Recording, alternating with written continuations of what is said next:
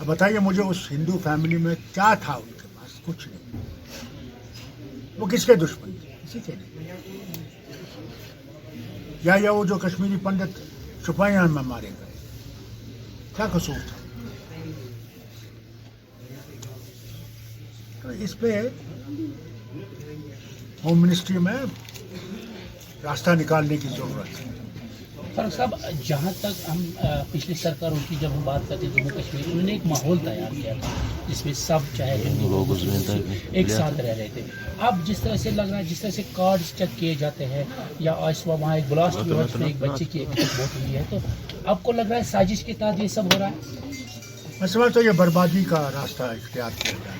جو بھی کر رہا ہے بربادی کا، اس سے کچھ نہیں نکلے گا. ہماری باؤنڈریز بدلیں گی نہیں، مگر ہماری بربادی اور تیز ہو جائے گی، نفرتیں اور بڑھ جائیں گی. ان نفرتوں کو دور کرنے کا راستہ ڈھونڈنا پڑے گا. آج دیکھیے نینی تال میں مسلمانوں کو گھروں سے نکالا جا رہا ہے، ان کے گھر توڑے جا رہے ہیں. کون ذمہ دار ہے اس کا؟ خیر مجھے بتائیے، کیا نفرت سے یہ ملک آگے چلے گا؟ کوئی بات نہیں کر رہا ہے.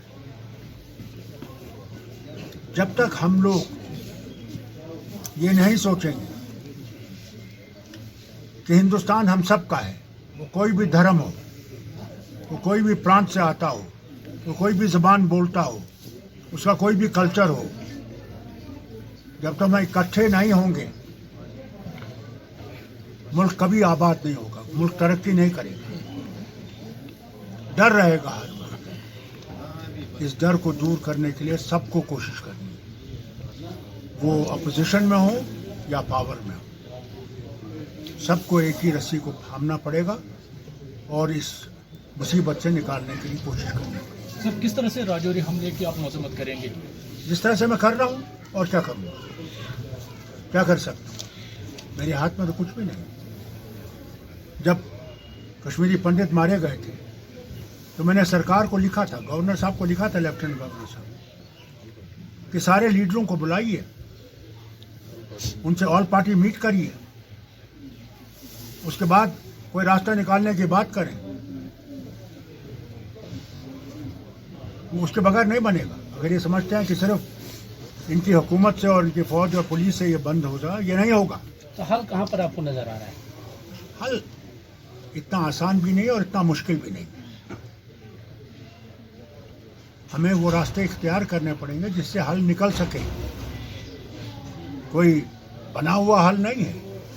اس حل کو بنانا پڑے گا، اس کو نکالنا پڑے گا، اس کا راستہ نکالنا پڑے گا. آج 3 سال 4 سال ہونے لگے ہیں جب سے ان نے اس ریاست کو یونین ٹیریٹری میں بدلا دیا ہے. 370 کو ختم کیا. کہا نہیں انہوں نے کہ آتنکواد 370 کی وجہ سے ہے؟ کہا انہوں نے؟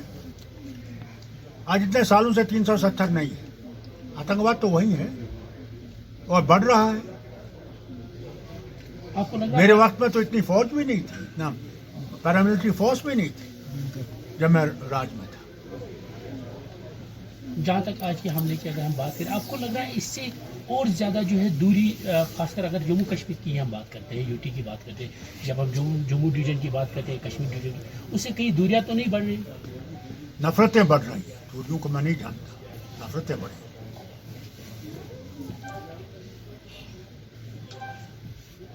جو یہ کر رہے ہیں ان سے نفرتیں بڑھی.